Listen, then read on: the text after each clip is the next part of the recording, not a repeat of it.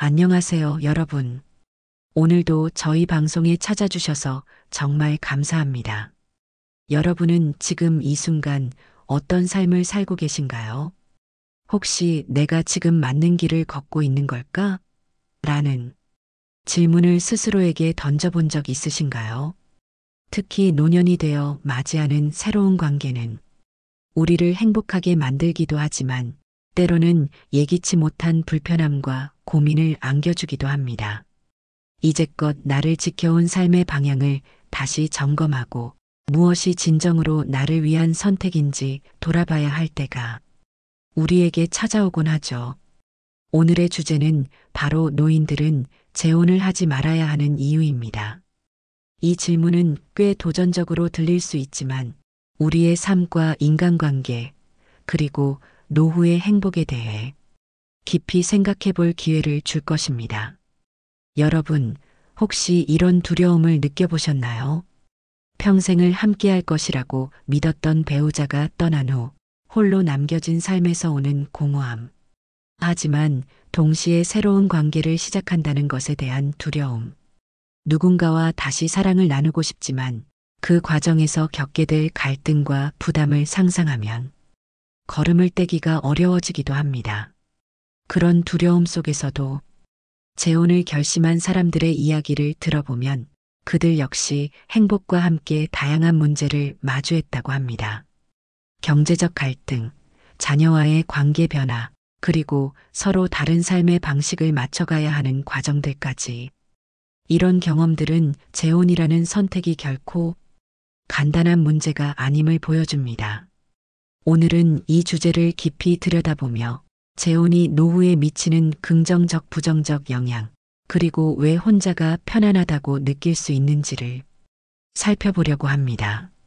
서울에 사는 김정희님은 70대 초반의 나이에 새로운 사랑을 시작했습니다. 평생 함께했던 남편을 떠나보낸 후 정희님의 일상은 허전함과 외로움으로 가득 찼습니다. 하지만 시간이 지나며 이웃과의 대화, 취미생활 속에서 만난 사람들과의 인연이 그녀를 다시 웃게 만들었습니다. 그중 한 사람은 정희님에게 다시 한번 사랑을 느끼게 해준 박종수 님이었습니다. 정희님과 종수님은 서로에게 큰 의지가 되었고 함께 지내면서 느낀 행복은 말로 다 표현할 수 없었습니다. 하지만 재혼을 결심하기로 한 순간 둘 사이의 평화로운 관계는 점차 균열이 생기기 시작했습니다. 종수님의 자녀들은 정희님을 반대했고 정희님의 가족들 역시 종수님과의 관계를 쉽게 받아들이지 못했습니다. 결혼은 단순히 두 사람만의 관계가 아니라는 사실을 그들은 재차 깨닫게 되었습니다. 정희님은 큰 고민에 빠졌습니다. 나 혼자라면 이런 갈등을 겪지 않고도 평화롭게 살 수 있을 텐데 라는 생각이 머릿속을 떠나지 않았기 때문입니다. 결국 그녀는 재혼을 포기하고 종수님과의 관계를 자연스럽게 유지하는 선택을 했습니다. 정희님은 그 선택이 처음에는 아프고 괴로웠지만 시간이 지날수록 마음의 평화를 되찾았다고 말합니다. 그녀는 스스로에게 이렇게 다짐했다고 합니다. 내가 나를 돌보고 사랑하는 것이 곧 가장 큰 행복이라는 걸 잊지 말자.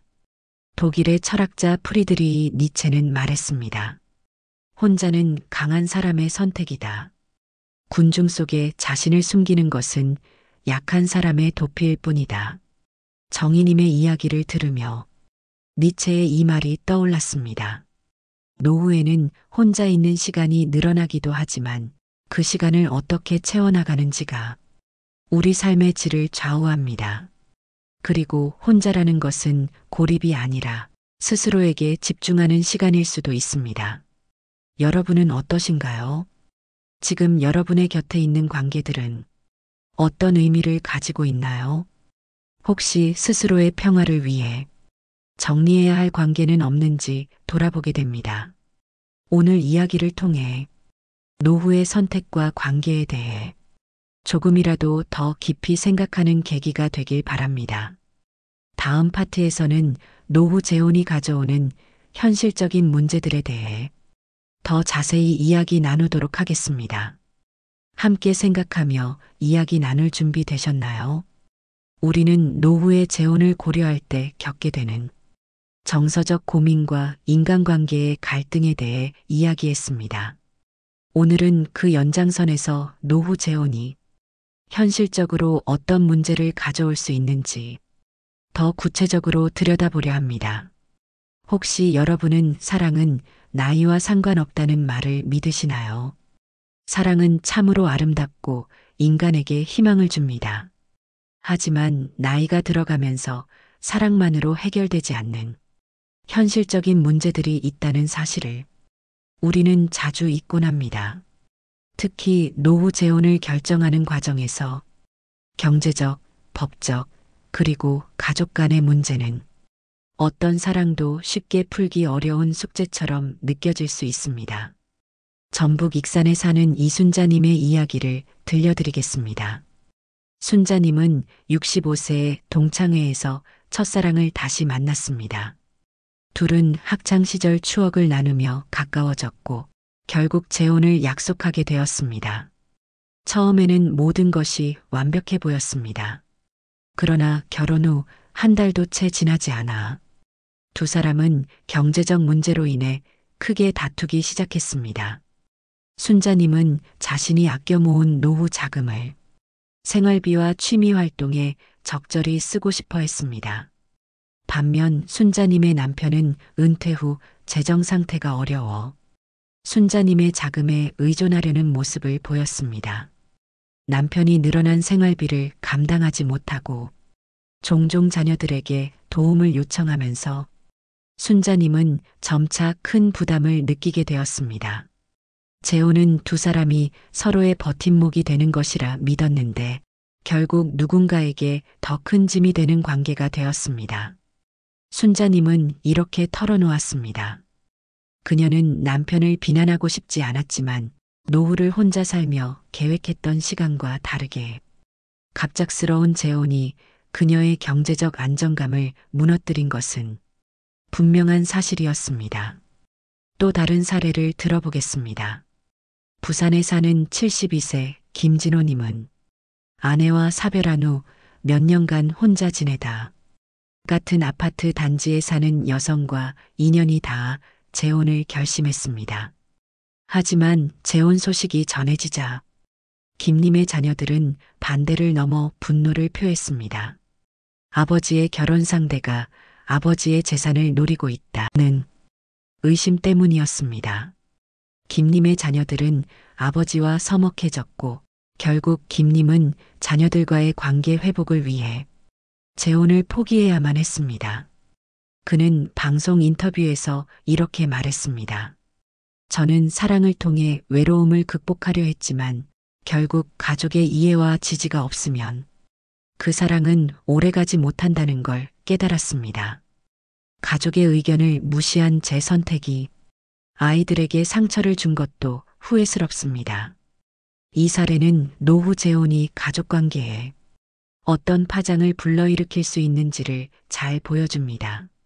노후 재혼은 단순히 두 사람만의 선택이 아니라 그들의 삶에 얽힌 모든 관계를 다시 짜야 하는 복잡한 과정입니다. 재혼은 법적으로도 많은 문제를 가져올 수 있습니다.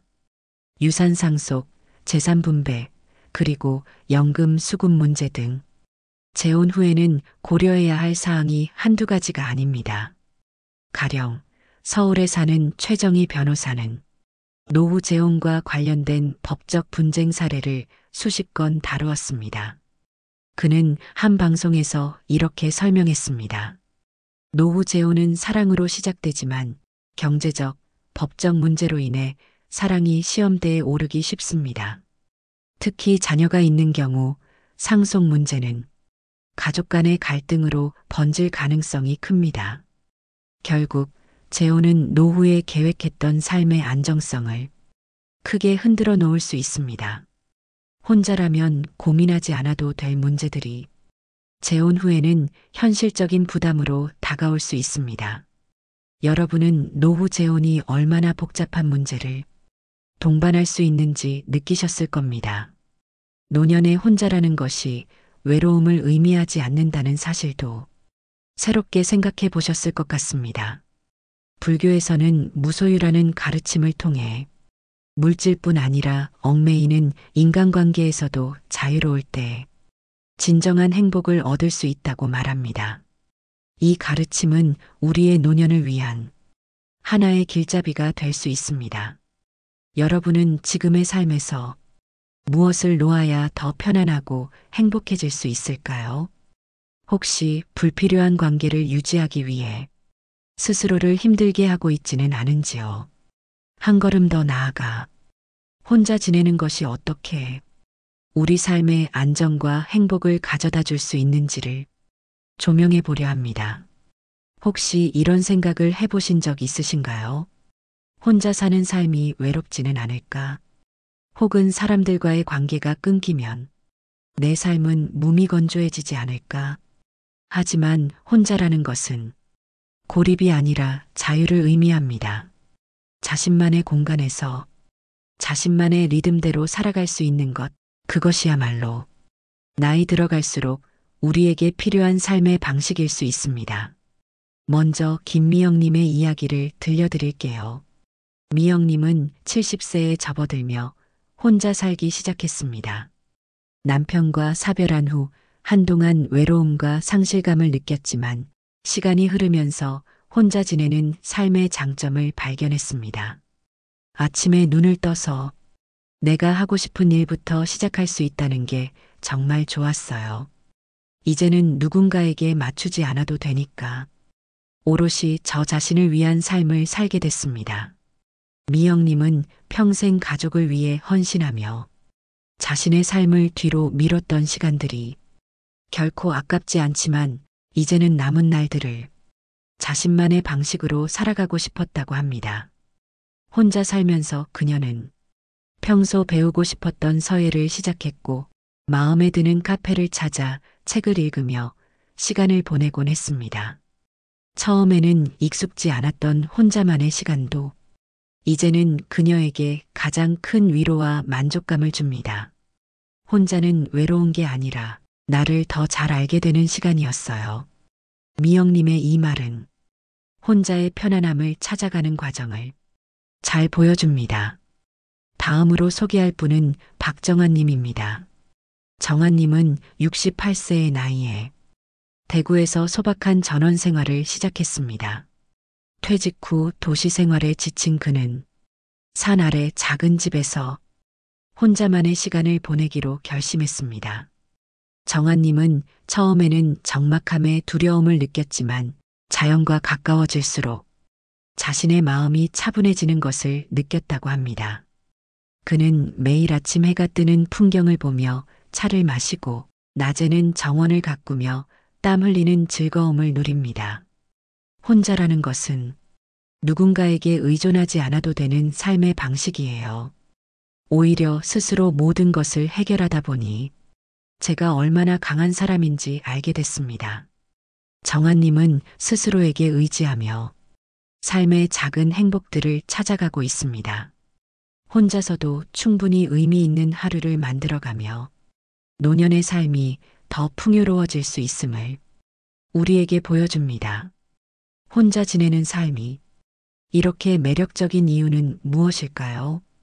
첫째로 자신만의 속도와 방식으로 삶을 살아갈 수 있다는 점입니다.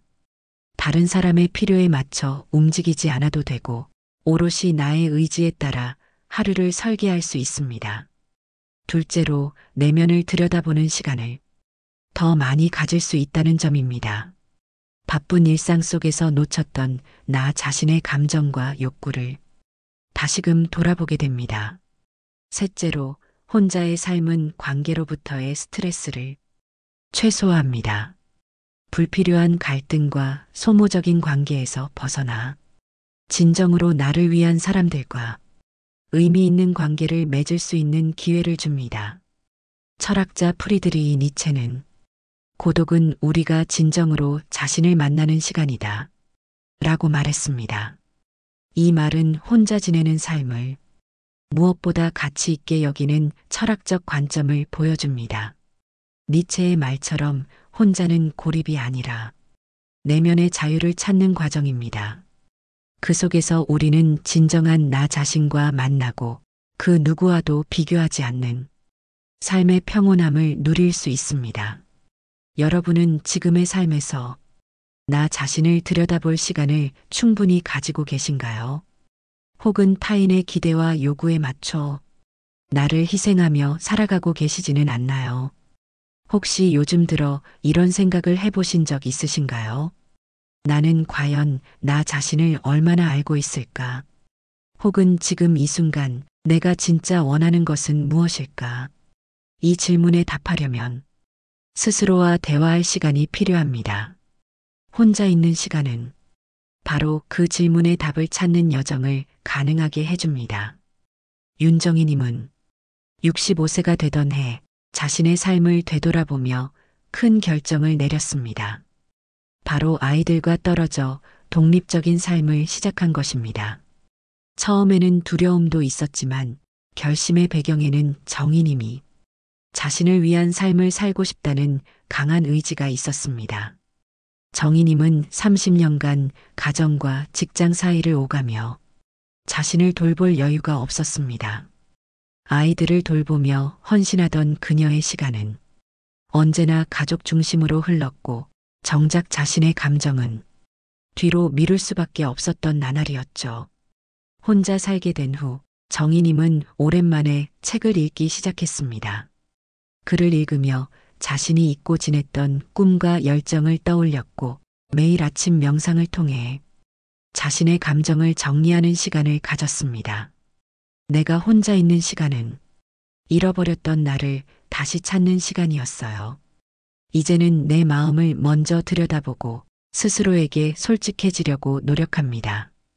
정희님은 스스로를 위한 시간을 가지며 내면의 상처를 치유하고 삶의 새로운 의미를 찾아가고 있습니다. 그녀의 변화는 혼자 지내는 시간이 어떻게 자신을 성장시키는 기회로 바뀔 수 있는지를 잘 보여줍니다. 이번에는 이재환님의 이야기를 들어볼까요? 재환님은 은퇴 후 갑작스러운 공허함을 느끼며 삶의 의미를 찾아 헤맸습니다. 사회적 역할이 사라진 순간 자신의 존재 가치를 스스로 의심하게 된 것이죠. 재환님은 이런 상태에서 벗어나기 위해 몇 달간 홀로 여행을 떠났습니다. 처음에는 외로움과 낯설음이 그를 괴롭혔지만 점차 자신만의 페이스를 찾으며 마음의 평온을 느낄 수 있었습니다. 혼자 하는 여행에서 그는 홀로 서는 법을 배웠습니다. 혼자라는 것이 두렵게 느껴졌지만 결국에는 나를 가장 잘 이해하는 사람은 나 자신이라는 걸 깨달았어요. 그 이후로는 누군가의 인정이나 외부의 기대에 휘둘리지 않게 됐습니다.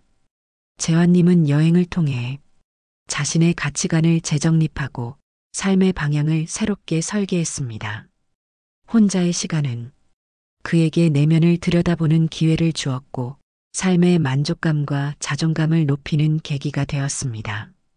혼자 있는 시간은 단순한 고독이 아니라 삶을 깊이 돌아볼 수 있는 귀한 기회입니다. 이 시간을 통해 우리는 다음과 같은 변화를 경험할 수 있습니다. 첫째로, 나 자신을 더 잘 이해하게 됩니다. 바쁜 일상에서 미처 들여다보지 못했던 나의 감정과 욕구를 다시 발견하게 되는 거죠. 둘째로, 창의성과 열정을 되찾을 수 있습니다. 혼자만의 시간은 우리에게 새로운 아이디어를 떠올리고 잊고 있던 꿈을 다시 추구할 용기를 줍니다. 셋째로, 자립심과 자신감을 키울 수 있습니다. 혼자서 모든 것을 해내는 과정은 우리 스스로에게 나는 충분히 할 수 있다는 믿음을 심어줍니다. 부처님은 다음과 같은 말씀을 남기셨습니다. 자신의 마음을 관찰하라. 내면에 깃든 고요 속에서 진정한 자신을 발견할 것이다. 이 가르침은 혼자 있는 시간의 중요성을 잘 설명해 줍니다. 우리의 마음속 고요를 관찰하며 내면의 진정한 소리를 들을 때 우리는 더 평화롭고 풍요로운 삶을 살 수 있습니다. 여러분은 지금의 삶에서 자신을 위한 고요한 시간을 충분히 가지고 계신가요? 혹은 그 시간을 무엇으로 채우고 싶으신가요? 혼자 있는 시간이 우리의 내면을 어떻게 변화시키는지에 대해 이야기했죠. 이번에는 조금 다른 관점에서 노년의 혼자 삶이 인간관계에서 오는 부담과 갈등을 어떻게 덜어주는지에 대해 이야기해 보려고 합니다. 살다 보면 우리는 여러 가지 이유로 관계에 얽히게 됩니다. 가족, 친구, 이웃 등 각각의 관계가 우리에게 주는 행복이 있는 반면 부담과 스트레스가 될 때도 많습니다. 특히 노년에는 건강, 경제, 시간의 제약으로 인해 관계의 무게가 더욱 크게 느껴지곤 하죠. 그렇다면 혼자의 삶이 어떻게 이 문제를 해결해 줄 수 있을까요? 김혜정님은 70대 초반에 재혼 제안을 받았습니다. 친구들과의 모임에서 알게 된 분이었지만 혜정님은 재혼에 대해 신중하게 고민했습니다. 가족들은 외롭지 않을 테니 좋지 않겠냐며 권유했지만 혜정님은 한 가지 중요한 사실을 깨달았습니다. 혼자가 편안한 이유는 내가 더 이상 누구에게도 맞추지 않아도 된다는 점이었어요. 결혼이라는 관계는 서로를 위해 타협해야 하는 부분이 많잖아요. 그 무게를 다시 지고 싶지 않았습니다. 혜정님은 결혼 대신 혼자만의 생활을 선택했습니다. 그녀는 작은 텃밭을 가꾸며 아침마다 꽃과 대화하고 스스로 만든 일정을 통해 마음의 평온을 찾아갔습니다. 그녀는 말합니다. 혼자라는 게 외로움이 아니라 마음의 여유라는 걸 이제 알게 됐어요. 누군가의 기분이나 기대에 맞추지 않고 오롯이 나만을 위해 살 수 있는 이 시간이 정말 소중합니다. 정광호님은 은퇴 후 오랜 친구들과 더 가까워지고자 했습니다. 하지만 시간이 지나면서 그 관계가 오히려 그의 스트레스 원인이 되었음을 깨달았습니다. 친구들과의 대화는 항상 과거에만 머물렀어요. 서로의 어려움을 얘기하기보다는 누구의 자식이 잘 됐는지, 누가 더 성공했는지에 대해 비교하곤 했죠. 광호님은 이런 대화가 자신의 마음을 더 지치게 만든다는 것을 알게 됐습니다. 그래서 그는 관계를 정리하기로 결심했습니다. 이후 그는 산책을 하며 혼자만의 시간을 보냈고 가까운 도서관에서 새로운 사람들과 취미 활동을 즐기기 시작했습니다. 필요 없는 관계를 정리하고 나니 삶이 훨씬 가벼워졌습니다. 과거의 인연을 끊는 것이 어려웠지만 결국 그것이 저를 더 행복하게 해줬어요. 광호님의 이야기는 불필요한 관계에서 벗어나는 것이 우리 삶에 얼마나 큰 변화를 가져오는지를 보여줍니다. 노년의 삶에서 관계는 단순히 사람들과의 연결이 아니라 우리의 정신적 에너지와 삶의 질에 직접적인 영향을 미칩니다. 첫째로 관계의 우선순위를 정하세요. 모든 관계를 유지할 필요는 없습니다. 여러분에게 진정한 위로와 즐거움을 주는 사람들과 시간을 보내는 것이 중요합니다. 둘째로 새로운 관계를 두려워하지 마세요. 혼자 살면서도 가끔 새로운 취미나 활동을 통해 건강한 관계를 만들어갈 수 있습니다. 이런 관계는 부담보다는 즐거움을 줄 가능성이 큽니다. 셋째로 스스로에게 질문해 보세요. 이 관계가 내 삶에 긍정적인 영향을 주는가? 아니면 나를 지치게 만드는가? 이 질문은 관계를 정리하는데 큰 도움이 됩니다. 불교에서는 관계에 대한 집착을 내려놓는 것이 마음의 고요를 찾는데 중요하다고 말합니다. 부처님은 말씀하셨죠. 집착은 고통을 낳는다. 관계를 유지하는 것은 중요하지만 그 관계가 너를 속박하지 않게 하라. 이 가르침은 노년의 삶에서도 유효합니다. 우리가 관계에서 오는 부담을 덜고 자유로운 삶을 살기 위해서는 집착에서 벗어나는 노력이 필요합니다. 여러분도 혹시 지금 너무 많은 관계 속에서 지치고 계시진 않나요? 혹은 불필요한 기대와 갈등으로 인해 힘들어하고 있진 않나요? 혼자라는 것은 단순히 사람이 없는 상태를 뜻하지 않습니다. 혼자는 우리 내면의 소리를 듣고 삶을 다시 한번 돌아보는 기회가 됩니다. 그렇다면 혼자만의 시간을 통해 얻을 수 있는 지혜에는 어떤 것들이 있을까요? 이수자님은 은퇴 후 아파트 경로당에서 자주 시간을 보냈습니다. 처음에는 사람들과 어울리며 활기를 느꼈지만 시간이 지나면서 그 모임이 그녀에게 스트레스가 됐습니다. 모임에서는 늘 비슷한 이야기가 반복됐어요. 누군가의 자식 자랑 혹은 다른 사람 험담이 줄을 이뤘죠. 그 속에서 제 목소리를 낼 수 있는 기회는 거의 없었습니다. 수자님은 그 모임에 더 이상 나가지 않기로 결심했습니다. 대신 근처 공원에서 산책을 하며 오롯이 혼자만의 시간을 갖기 시작했습니다. 그녀는 산책 중에 새소리와 바람 소리를 들으며 자신이 잊고 살았던 감각들을 되찾았습니다. 혼자가 된 뒤에야 내 마음속에 쌓여있던 불안과 지친 감정을 들여다볼 수 있었어요. 그리고 그것을 하나씩 내려놓으면서 진정한 평화를 찾았답니다. 수자님은 혼자 있는 시간이 자신에게 위로가 되는 경험을 통해 삶의 지혜를 얻었다고 말합니다. 그녀는 이제 매일 아침 감사를 느끼며 하루를 시작한다고 합니다. 박진우님은 자녀들이 모두 독립한 후 홀로 남은 집에서 무기력함을 느꼈습니다. 그는 혼자인 시간 동안 무언가를 해야 한다는 압박감에 시달렸지만 시간이 지날수록 그 고요함 속에서 자신만의 새로운 목표를 발견하게 되었습니다. 진우님은 오랫동안 하고 싶었던 그림을 배우기로 했습니다. 그는 동네 문화센터에서 수채화 강좌에 등록했고 처음에는 서툴렀지만 점점 자신의 감정을 그림에 담을 수 있게 됐습니다. 혼자 있는 시간이 없었다면 제 감정을 이렇게 솔직하게 표현할 기회가 없었을 거예요. 그림을 그리면서 내가 무엇을 좋아하고 무엇을 두려워하는지 명확히 알게 됐습니다. 진우님의 사례는 혼자 있는 시간이 우리에게 새로운 목표와 활력을 가져다 줄 수 있다는 것을 보여줍니다. 혼자라는 것이 비움이 아니라 새로운 것을 채우는 과정이 될 수 있다는 점을 생생히 보여준 이야기였습니다.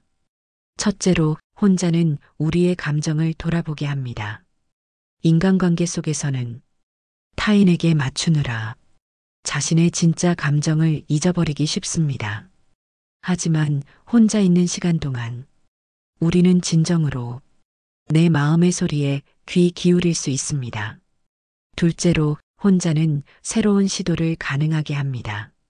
다른 사람들과의 관계에 얽매여 있다면 쉽게 도전하지 못했을 일들도 혼자일 때는 자유롭게 선택할 수 있습니다. 여러분은 지금 무엇을 시도해 보고 싶으신가요? 그동안 미뤄왔던 꿈이나 취미가 있다면 지금이 바로 시작할 기회일지도 모릅니다. 셋째로, 혼자는 우리를 더 깊은 지혜로 이끌어줍니다. 철학자 파스칼은 말했습니다. 인간의 모든 불행은 방 한 구석에 혼자 앉아있지 못하는 것에서 비롯된다. 이 말처럼 혼자라는 것은 단순한 고독이 아니라 스스로를 발견하는 가장 좋은 시간이 될 수 있습니다. 불교에서는 고요함과 침묵 속에서 진정한 깨달음을 얻을 수 있다고 가르칩니다. 부처님은 제자들에게 말씀하셨습니다. 세상의 모든 소음이 사라질 때 그제야 내 마음의 소리를 들을 수 있다. 이 가르침은 오늘날에도 유효합니다. 우리는 늘 시끄러운 세상 속에서 살고 있지만 고요한 순간이야말로 우리 자신과 진정으로 대화할 수 있는 소중한 기회입니다. 여러분은 지금 혼자만의 시간을 얼마나 누리고 계신가요? 혹시 그 시간을 두려워하거나 불안해하지는 않으신가요? 혼자 있는 시간에 책은 훌륭한 동반자가 되어줍니다. 책을 통해 우리는 다양한 사람들의 삶을 경험하고 지혜로운 생각을 배우며 자신만의 철학을 키워갈 수 있습니다.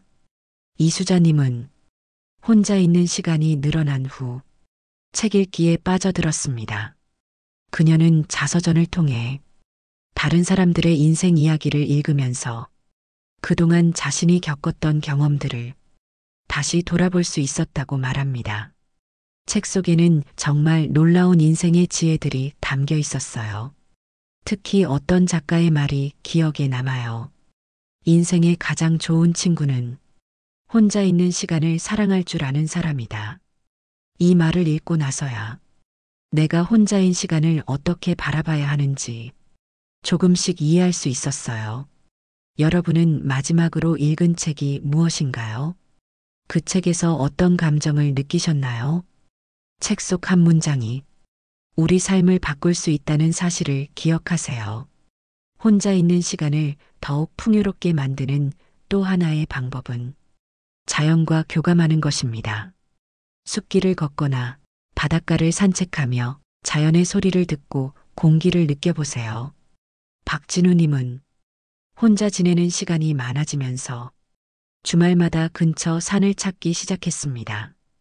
그는 처음에는 단순히 운동을 위해 시작했지만 점점 자연 속에서 위로를 받는 자신을 발견했습니다. 산에 오를 때마다 나뭇잎 사이로 비치는 햇살을 보고 새들이 지저귀는 소리를 들으면서 내 마음이 점점 가벼워지는 걸 느꼈어요. 자연은 나를 꾸짖지도 평가하지도 않으니까요. 그 안에서는 있는 그대로의 내가 그대로 괜찮다고 느껴졌습니다. 자연 속에서 보내는 시간은 우리의 정신적 에너지를 회복시키는 강력한 힘이 있습니다. 여러분도 가까운 공원이나 산책로를 찾아 그 고요한 위로를 느껴보세요. 혼자 있는 시간은 새로운 것을 배우고 스스로에게 도전하는 기회가 될 수 있습니다. 배움은 우리의 삶을 더 풍성하고 의미 있게 만들어줍니다. 은퇴 후 시간을 어떻게 써야 할지 고민하던 김영수님은 온라인 강의를 통해 요가를 배우기 시작했습니다. 요가는 단순히 몸을 움직이는 운동이 아니라 마음과 몸을 연결하는 과정이었습니다. 요가를 하면서 내 호흡과 움직임에 집중하다 보니 잡념이 사라지고 현재 순간에 온전히 집중할 수 있었어요. 그 시간이 내게 평화를 가져다 주었죠. 새로운 기술을 배우거나 어릴 적 이루지 못했던 꿈을 시도해 보는 것. 혼자 있는 시간은 그런 기회를 제공합니다.